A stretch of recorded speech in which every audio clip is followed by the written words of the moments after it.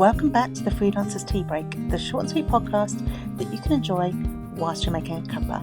I'm Emma Cossey, a coach for freelancers, and I'm here to chat to you about tips, tricks, and advice for freelancers.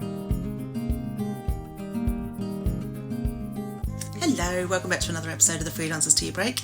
I am batching a lot of content at the moment, or rather I'm writing and recording a lot of it, and my lovely team are editing it. So that's why I'm wearing a Christmas festive shirt. If you're watching this, if you're not, just imagine the most cheesy Christmas shirt you can imagine. That's what I'm wearing. So in this episode, I wanted to answer some common frequently asked questions. So I went to Twitter. No, I didn't. I went to Instagram. I would never go to Twitter now. And I asked, and I got some really great questions back. So I'm going to be answering things like, what are some of the things you would love to have known before you went freelance? What should you be paying out for, or what should you just use for free as a freelancer, and how to sack someone if you're a freelancer. So I hope you find this useful. Leave a comment if there's any questions you want answered, and happy holidays everyone. Okay, so the very first question is, what is worth investing in, paying for early on, and what should you get as and when, e.g. website, software, platforms? Okay, I actually think there are not many things that you actually should try and invest in first off. Lots of things that you can do for free, or you can DIY it. I think the two things actually that are worth spending money on when you're first starting is an accountant. An accountant will make you so much less stressed, so much more less stressed when it's self-assessment time. They could potentially save you a lot of money, and it's just a lot easier. It gets you into good habits. And the second thing is actually paying for a good contract. I actually have a discount with Coffee Clutch.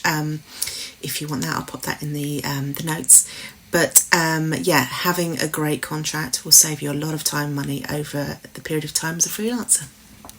So the next one is 3 things you wish you'd known when you went freelance.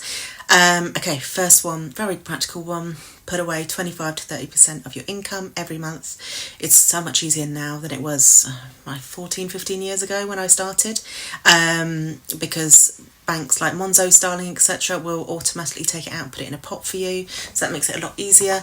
But please, if you do nothing else, make sure you get into that habit. Second thing is, failure is actually a good thing because it shows that you're trying lots of different things and you're not scared to take risks. So embrace failure. And probably the third thing would be, one of the best things you can do is create a really great network for yourself as a freelancer, whether it's online, offline, meeting other freelancers, seeing them as people that you can collaborate with rather than compete with, will make your freelance life a lot happier. Okay, this next one is a doozy, how to fire clients. Now, the most important thing here is you check your contract, make sure that you're covered on that, that you are doing it in the right way, you're giving enough notice, that you don't have any outstanding work that might be an issue with them, and B, keep it professional. Don't keep it, make it emotional or anything like that. Wherever possible, keep it professional. Do it so that you've got a written version of it. And if you need email templates, I actually have a few in the Tricky Clients the Tricky Client Conversations bundle that I've got, which has got different ways you can do it, whether it's letting go of someone where it's not quite working, or you're raising your rates and they don't want to raise their rates with you. Lots of different ways. But the most important thing is do it professionally and make sure you've got everything on paper or written.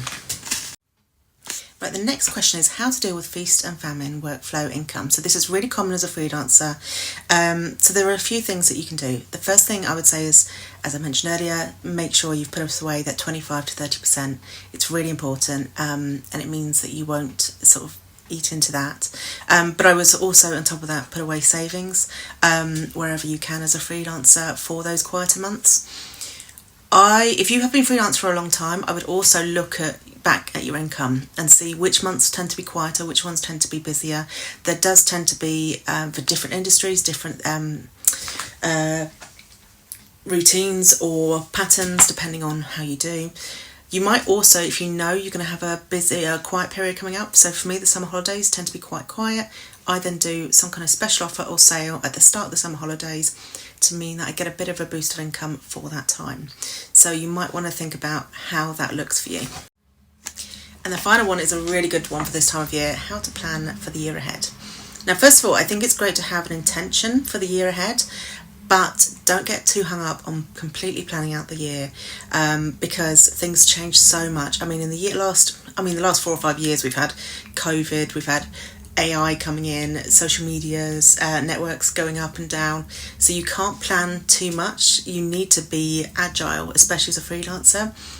But I think it does help to do what we were saying earlier about the income side of things, work out how your income might look and how you need to plan for that.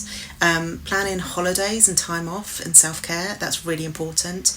And then what I would do is then use my finding clients format, where you're looking at the 4 ways to find clients and how you can do that to bring in clients all year round.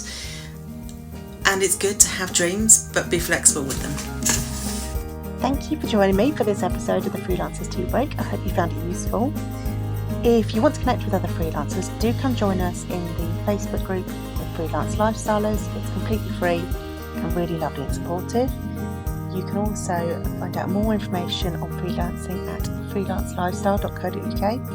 And as always, I'd really appreciate it if you were able to take a moment to leave a review on the podcast platform of your choice.